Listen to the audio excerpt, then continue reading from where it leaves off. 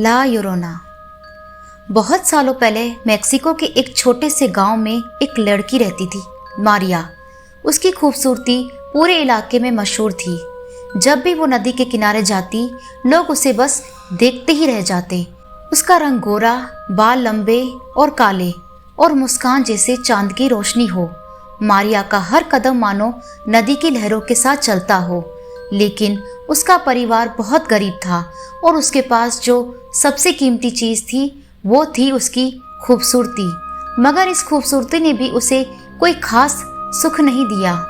एक दिन गांव में शहर का एक अमीर नौजवान आया, घोड़े पर सवार, शाही कपड़ों में। जब उसने मारिया को देखा, उसकी नजर उस पर ठहर गई।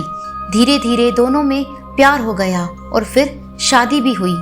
मारिया ने सपना देखा था, एक सुंदर घर, सुख शांति और प्यार भरा परिवार।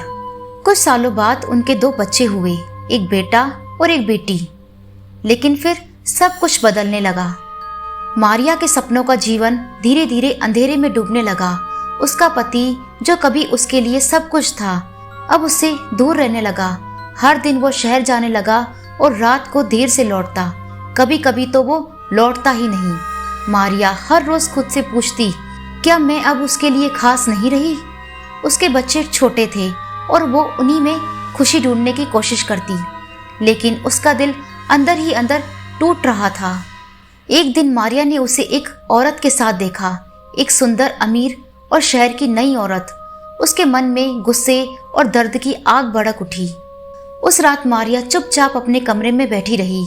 उसकी आंखें लाल थी, दिल अंदर ही अंदर चिल्ला रहा था। उसे बस एक बात समझ आ रही थी, उसके बच्चे ही उसकी दुनिया थे, लेकिन वो भी अब उससे छिन जाएंगे। उसके पति ने बोला था, मैं इन बच्चों को ले जा रहा हूँ, तुम अब मेरे लायक नहीं रही। ये सुनते ही मारिया के अंदर कुछ टूट गया, कुछ इतना गहरा जिसका अंजाम बेहद डरावना था। रात का अंधेरा पूरी तरह छा चुका था। चांद कुछ ज्यादा ही चमक रहा था, जैसे किसी दर्द को बेनकाब करना चाहता हो। हवा में एक अजीब सी सर्दी थी और नदी का पानी शांत था, लेकिन मारिया के दिल में तूफान चल रहा था।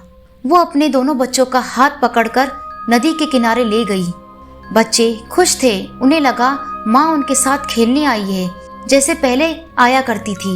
लेकिन मारिया की आंखों में आंसू थे, चेहरे पर बेचैनी और मन में ऐसा अंधेरा जो उसने पहले कभी महसूस नहीं किया था। वो बच्चों के सिर पर हाथ फेरते हुए बोली, तुम लोग मुझे छोड़कर नहीं जाओगे ना? तुम मेरे हो ना? बच्चे मुस्कुराए। हाँ माँ, छोटी बेटी बोली, हम कहीं नहीं जाएंगे। उसी पल मारिया ने आंखें बंद की, एक गहरी सांस ली और अपने बेटे को उठाकर नदी के बीचों बीच धक्का दे दिया। पानी में हलचल हुई, एक छोटी सी चीख और सब कुछ शांत हो गया। छोटी बच्ची समझ भी नहीं पाई कि क्या हुआ। माँ, भैया कहाँ गए? मारिया ने उसे भी गले लगाया और रोती हुई बोली, अब कोई मुझे तुमसे अलग नहीं करेगा। और फिर उसे भी पानी में धक्का दे दिया। चीख, एक ऐसी चीख जो रात के अंधेरे में खो गई।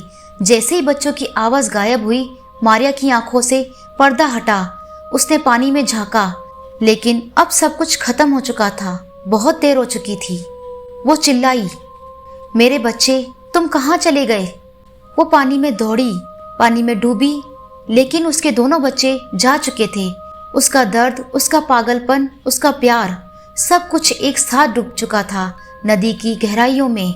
और उस रात मारिया की चीख उस नदी के किनारे गूंजती रही। ला योरोना का जन्म हो चुका था। सुबह की रोशनी फैल रही थी, लेकिन मारिया के लिए रात अब तक खत्म नहीं हुई थी। उसकी आंखों में नींद नहीं थी, उसकी रूह में सुकून नहीं था। वो नदी के पास बैठी बस एक ही बात बोल रही थी, मेरे बच्चे, मुझे माफ कर दो। गांव वालों ने उसे नदी के किनारे रोते देखा, कपड़े गीले, बाल बिखरे हुए, आंखों में पागलपन। किसी ने उसे छूने की कोशिश की तो उसने जोर से चीख मारी। उस रात मारिया ने नदी में कूदकर अपनी जान ले ली। कहते हैं उसका शव कभी नहीं मिला। उसकी आत्मा उसी नदी में कहीं खो गई, लेकिन सिर्फ एक माँ की आत्मा नहीं, एक बद्दुआ बन गई, एक श्राप। तब से लोग कहते हैं हर अंधेरी रात जब नदी का पानी शांत होता है, एक सफेद साड़ी में लंबी औरत दिखाई देती है।